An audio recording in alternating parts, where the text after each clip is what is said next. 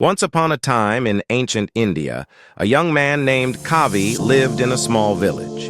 Kavi was always anxious and restless, constantly worrying about the future and regretting the past. He felt trapped by his own thoughts and couldn't find peace. One day, Kavi heard that the Buddha was visiting a nearby town. Desperate for answers, he decided to seek the Buddha's wisdom. He traveled for days and finally reached the place where the Buddha was teaching. Kavi approached the Buddha and said, "Great teacher, I am tormented by my thoughts.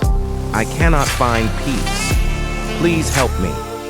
The Buddha smiled gently and said, "Imagine you are holding a glass of water. If you hold it for a minute, it feels light. But if you hold it for an hour, your arm will start to ache. If you hold it for a day, your arm will feel numb and paralyzed. The weight of the glass hasn't changed, but the longer you hold it, the heavier it becomes." Kavi nodded, trying to understand the lesson. The Buddha continued, "Your worries and regrets are like that glass of water. If you think about them for a short while, nothing happens.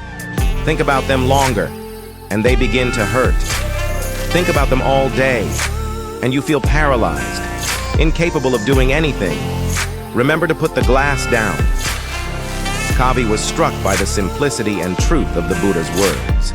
He realized that he had been holding on to his worries and regrets for far too long. He thanked the Buddha and promised to practice letting go.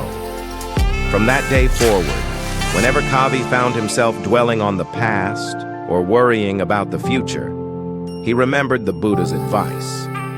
He learned to live in the present moment, and his heart was filled with peace.